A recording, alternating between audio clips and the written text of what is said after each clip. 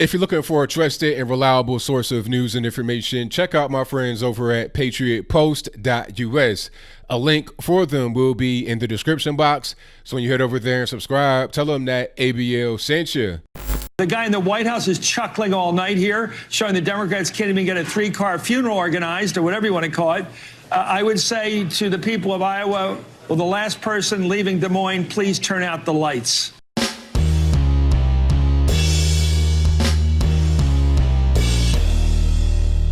How's everybody doing? My name is Anthony Brian Logan, and today we got to talk about the dumpster fire, the train wreck, the disaster that has been the Iowa Caucus primaries for the Democratic Party specifically, not for the Republican Party.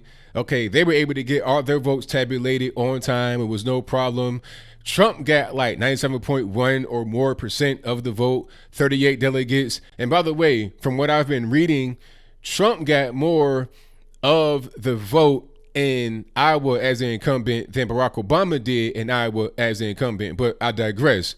My point is that this whole thing was a disaster for the Democrats specifically. Now, there is a whole lot to quote unquote unpack here, as the cool kids would say, but first, let me back up a little bit to explain to you what the caucuses are in case you're not really clear on the whole thing.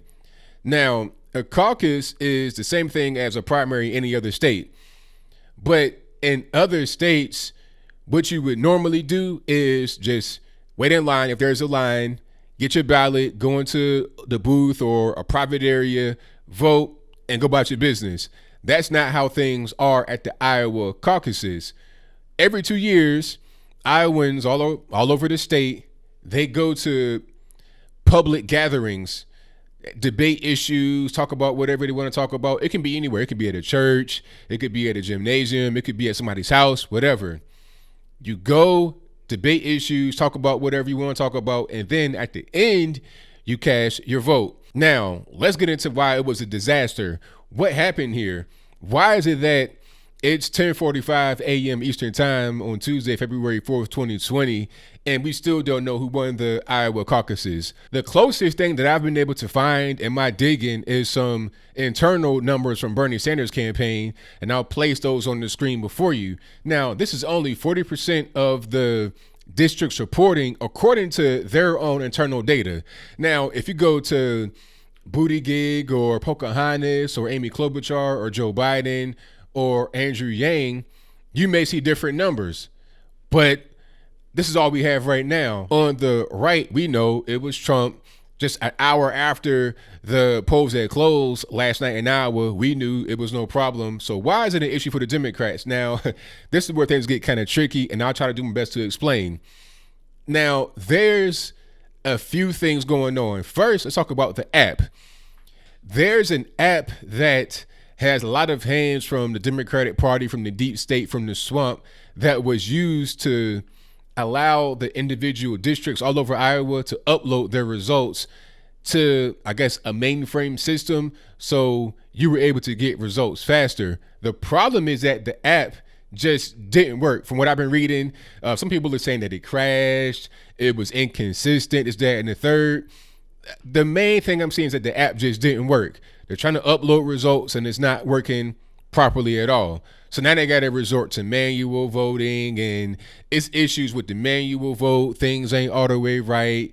So the Democratic Party in Iowa is talking about, oh, well, we got to hold the results for quality control purposes. We got to make sure everything is on the up and up, all this, that, and the third.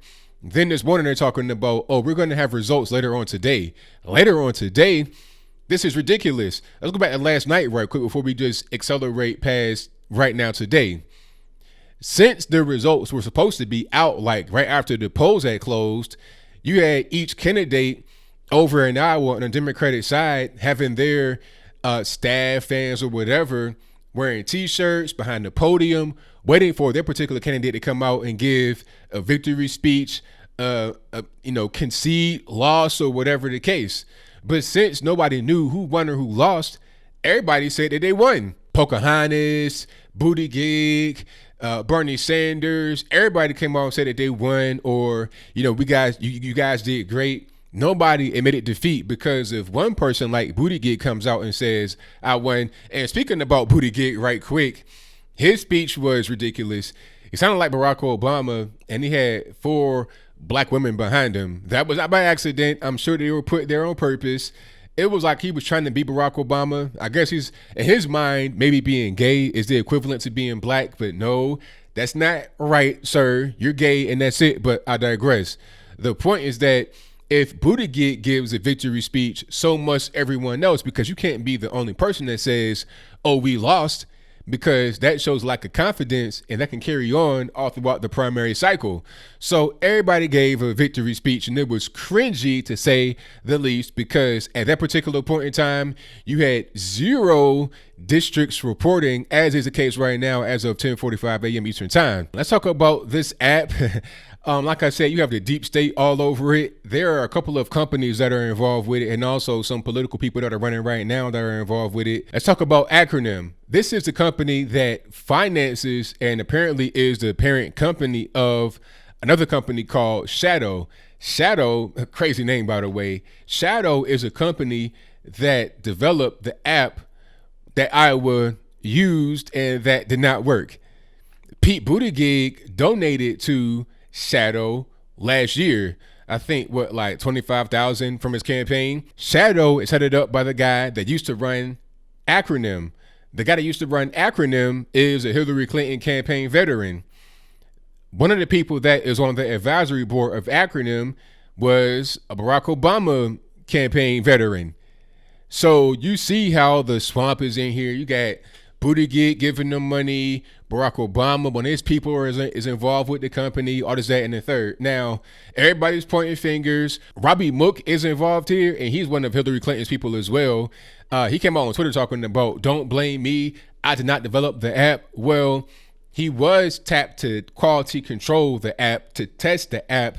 I'm not sure if he was able to do that or not, because I'm reading that help was offered to make sure that the app was going to be right, that it was not going to be hacked, and that they refused it. So maybe Mook was involved with that part, or a different part where the help was accepted. Either way it goes, look at it like this. Either Mook was involved with it as far as testing it to make sure that everything was on the up and up. That obviously failed because the app does not work. Or he was not involved with it. Then the question must be, did anybody try to get any kind of quality control check on the app before it went to launch?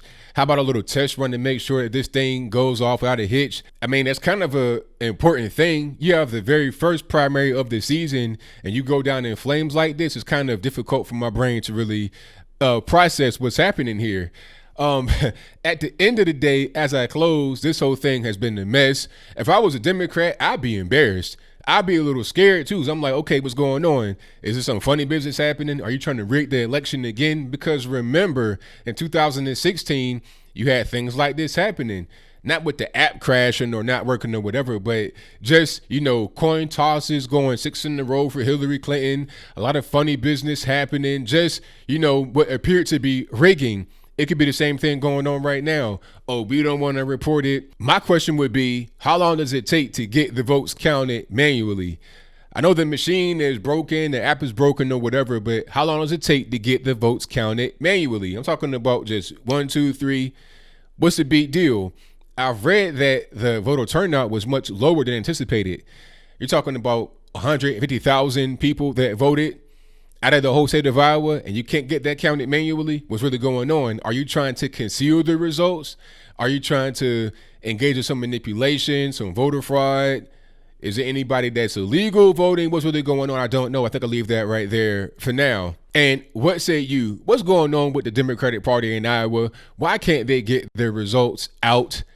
I mean, not even, we're past worrying about being on time and punctual. We're past that. Why can't they get the results out? Is it because the app crashed? Is it because it was designed to crash? Is it because they're cheating? Who do you think won? And based upon what I showed you as far as the early results on Bernie Sanders' campaign, how does that look to you? Are you surprised that Bernie is in the lead? What are the Democratic Party going to do to get Bernie out of the way? Are they going to be able to? And if he gets the nomination, will he succeed in the general election? I don't think anybody will because it's Trump running, but will he do as well as a Biden would do? Whatever your comments are, please let me know in the comments below. And that's all I got to say for this video. If you like what you heard, please comment, rate, share, and subscribe. Peace.